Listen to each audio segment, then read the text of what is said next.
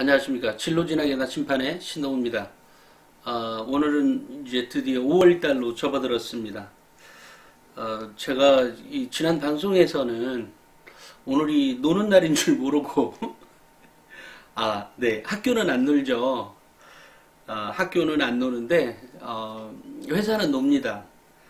그래서 이제 노는데 제가 실은 이제 지난주에 우리 직원들에게 이게 이 샌드위치 날이어서 제가 인심을 쓴다고 우리 이번 금요일 날 우리 놀자 이런 말을 하니까 원래 노는 날인데 무슨 말씀하세요 이런 말을 하더라고요. 무슨 날이냐 했더니 근로자의 날이라고. 자기들은 벌써 몇 달 전에 여행을 갈 계획을 세웠다고. 그래서 괜한 말을 하게 됐습니다. 그래서 오늘은 제가 갑자기 촬영을 안 하려고 하다가 또 새벽처럼 학교 선생님한테 전화가 와서 뭐가 어떻게 되지? 라고 하면서 여쭤보길래 덕분에 늦잠을 자려다가 깼습니다.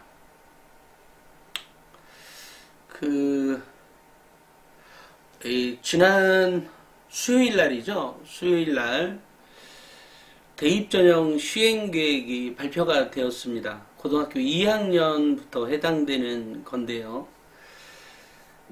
이제 그것에 의하면 수능이 이제 40%까지 유지가 되는데, 그러면 보통 이제 수능을, 그러니까 그 전에 보통 2021학년도 현재 고3의 경우를 놓고 보면, 현재 고3의 경우에는 2021학년도 대입인 거죠. 고3의 경우에는 대입이, 그러니까 수시에서 학생부 교과가 한 6%? 뭐 이 정도였고요. 6.5%? 뭐 이 정도, 6, 7%? 이 정도였고, 학생부 종합이 한 45%. 이게 상위권 대학을 놓고 보면, 그 다음에 이제 뭐라 그러지? 논술이 한 13%. 또, 수능이 한 35%. 이 정도 비율이었거든요. 그래서 이제 대학에 따라서는 수시 2월 인원이라는 게 있어서, 정시에서 약 5% 해서 적게는 5, 6% 해서 많게는 10%까지 더 많이 선발을 하게 돼서 결과적으로는 정시를 35% 뽑는다고 했지만 실질적으로는 40에서 45% 정도를 선발하고 있었다. 뭐 이런 얘기입니다. 현재 이제 21학년도 고등학교 3학년의 경우가 그렇고요. 고등학교 2학년의 경우에는 요것이 이제 정시가 40%로 맞춰놨고요. 그 다음에 이제 학생부 교과에서도 한 10% 정도의 요구사항이 있었던 모양이죠. 그래서 교육부의 요구요. 이러다 보니까 학생부 교과에서도 10% 정도로, 그리고 그 이전에 선발하지 않았던 대학들도, 물론 서울대를 빼고는 나머지 대학들은 거의가 10% 정도로 이렇게 맞췄습니다. 그러니까 이전에 오히려 이제 고려대의 경우에는 학생부 교과로 선발 비중이 2021학년도에는 27.6%인가 아마 그렇게 되는데, 27.8%나 선발하고 있다가 2022학년도에는 오히려 교과 전형 인원이 좀 줄고 20%로 줄고, 그러니까 7.8%가 줄고 나머지는 이제 수능으로 가지고 갔습니다.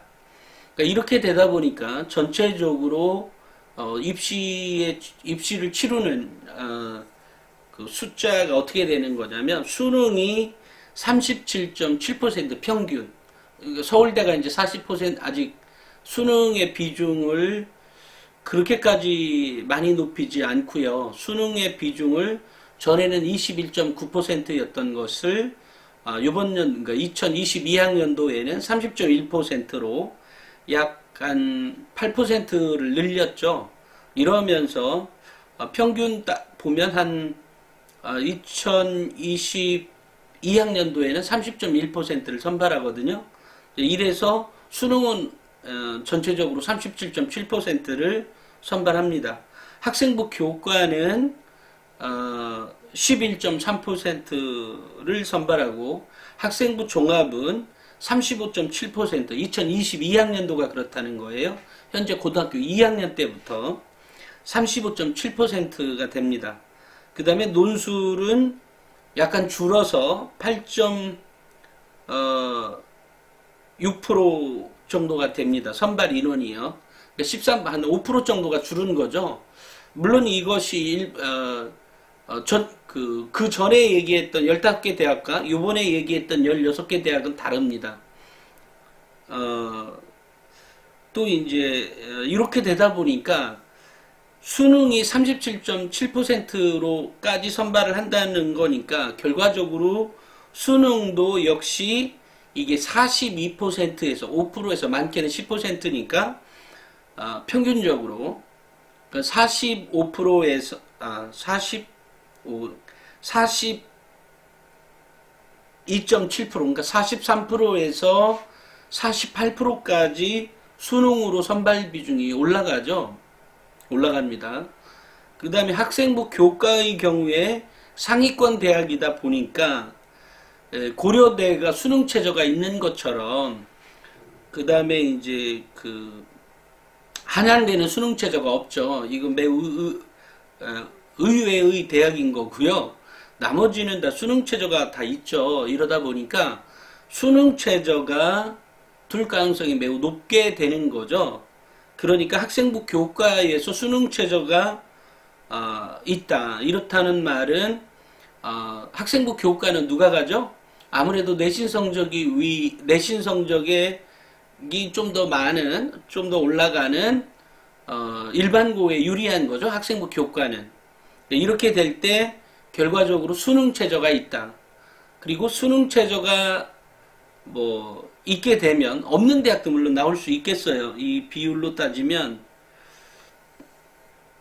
네, 없는 대학도 분명히 나오겠지만 거의 다 수능 최저를 둘 거다. 이렇게 될 때 이 학생부 교과 11.3%도 수능으로 선발하는 것은 아니지만 수능 최저가 있기 때문에 수능 공부를 좀 해야 되는 거죠. 이러니까 좀 전에 얘기했던 수능의 현재의 비율이 37.7% 더하기 학생부 교과에서 수능 최저를 두기 때문에 11.3%를 더하면 49%가 수능과 직접적으로 연관이 있는 전형으로 바뀌게 되죠. 물론 여기에 이제 논술까지 있으니까 논술도 8.6%가 되는 거니까 결과적으로 49% 38 56, 57 거의 한 60%가 수능과 직간접으로 연관이 있는 이제 전형으로 바뀌게 됩니다. 그러니까 이제는 그 전에는 학생부 종합이 이제 대세를 이루고 있고 나머지 대학들도 이제 학생부 종합이 적고 학생부 교과가 있지만 결과적으로 대다수의 학생들은 수능과 관계없이 공부해도 되었었거든요. 그런데 이제 앞으로는 현재 고등학교 2학년부터는 아무래도 이제 수능 공부를 좀 제대로 해야 될 필요성이 생겼다. 이렇게 볼 수가 있습니다. 그 다음에 이제 상위권 대학, 이 16개 대학 전체는 아니지만 상위 10개 대학의 경우에를 놓고 보면 여기에 이제 상위 10개 대학에 안 들어간 대학들도 있거든요. 뭐 광운대라든지 숭실대, 서울여대, 뭐 숙명여대 뭐 이런 대학들은 사실 상위권 10개 대학에 들어가는 대학들이 아니잖아요. 뭐 동국대 뭐 이렇게. 그러니까 이렇게 되다 보면 결과적으로 이들 대학들을 빼고 이렇게 놓고 보면 결과적으로 학생부 종합전형으로 이 공부를 해도 일반 고등학교에서는 얘가 공부를 잘하지만 수능을 잘 보는 아이들이 있고 수능을 못 보는 아이들에 따라서 내가 학생부 교과로 갈 거냐 학생부 종합으로 갈 거냐를 미리 정해 놓을 필요성이 있다라고 봅니다. 물론 여기에서 학생부 종합 전형이 많이 다듬어졌죠. 그동안에 많이 다듬어져서 이제는 교과 내신과 또는 또 내신이라니까 내신 준비만 한다 이런 말 아니에요. 교과에서 나오는 세특상의 기록에 대한 얘기들이 있었죠. 이런 것들을 미리 정해서, 그러니까 현재 고등학교 2학년의 학부모라면 내가 학생부 교과이면서 모의고사에서 성적이 매우 높게 나온다 라고 한다면 수능 최저가 지금의 서울대급 이상은 돼야 되겠죠. 서연고를 가려면. 그러니까 이 정도가 된다라고 하면 당연히 가능성이 있죠. 일반고라면. 다만 이제 뭐라고 하지? 고래서 다 모집이 안 되는 아이들이 정시로 넘어가게 되는 거죠. 그러니까 수시가 2월이 돼서 정시로 넘어가게 되는 비율. 아까 예상을 미리 했었죠. 수능 정시가 37.7%를 선발하지만 실제로는 수시 2월 인원 때문에 5%에서 10% 정도를 더 감안해서 봐야 된다라는 거죠. 그러니까 이렇게 되니까 특목고나 자사고의 학생들은 이제 더 사실은 이제 여유로워졌죠. 예를 들면 지금은 재수 비율이 50% 정도를 상회하거나 뭐 그 근처쯤 되거든요. 그런데 앞으로는 이제 재수 인원이 조금 감소되겠죠. 물론 그러면서 N수생들은 더 반수생이라고 부르죠. 또는 N수생들의 경우에 이거 기회윤이 더 있으니까 더 재수해야 되겠다. 이런 측면도 없지 않아 있겠지만 기본적으로 현상만 놓고 보면 특목고나 자사고 학생들에게 유리한 환경이 조성됐다라는 겁니다. 그러니까 이런 면이 있는 거죠. 사실은 그동안의 입시는 일반고에 유리했던 게 사실이었습니다. 자꾸 왜 전문가들이라고 하는 사람들이 나와서 뭐 특목고 자사고가 유리하네 뭐하네 백날 해도요. 일반고에게 유리했어요.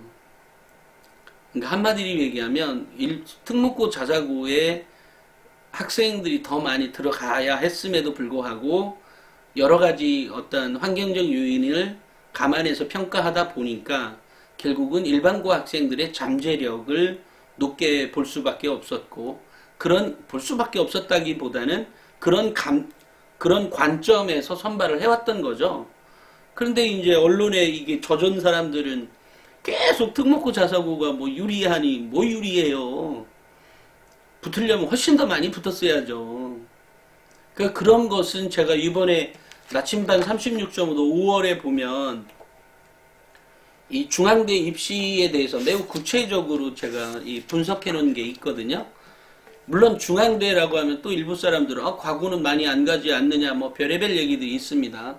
하지만 그 중간점에서 평가하기가 좋은 대학이어서 제가 이 중앙대학교에서 나와 있는 내용들을 가지고 분석을 그렇게 했던 거고요. 이제 이런 거를 감안해서 놓고 볼 때도 어쨌든 특목고 자사고의 입장에서 보면 입시가 공평해진 거죠.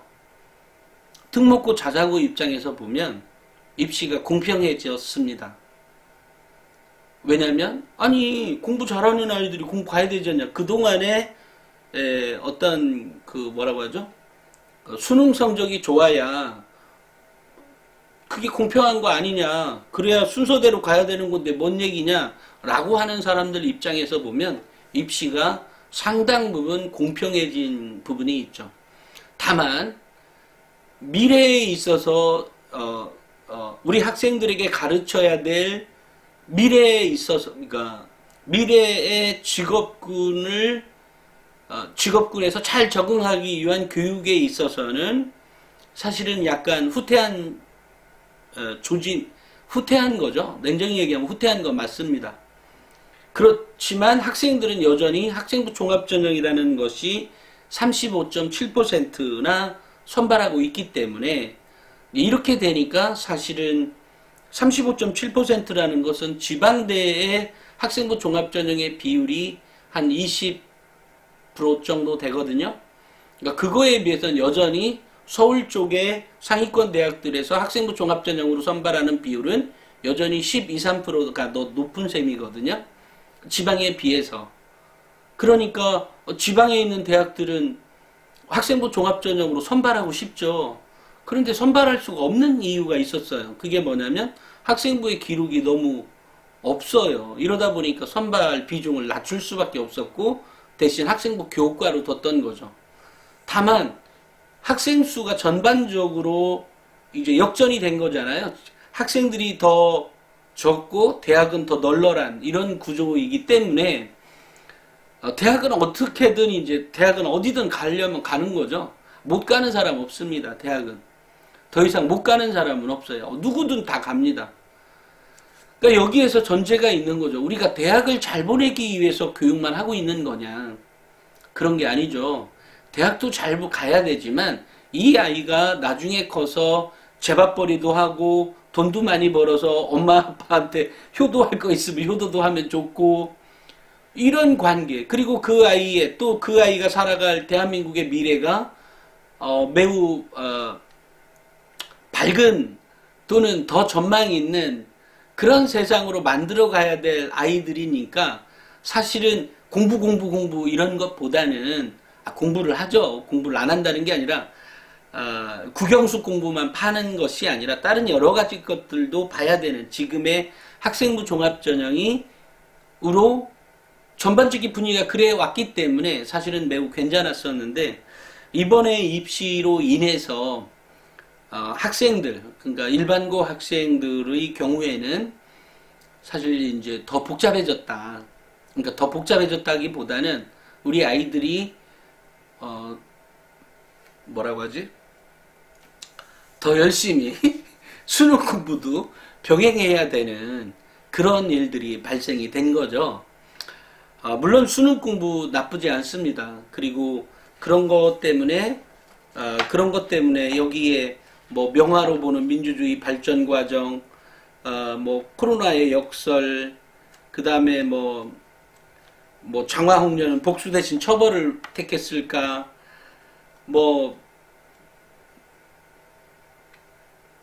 K무크가 어떠니, 빌 게이츠가 어떠니 이런 얘기들을 해놓는 거가 결국은 수능 공부를 잘하기 위한 밑바탕이 되는 것들이거든요.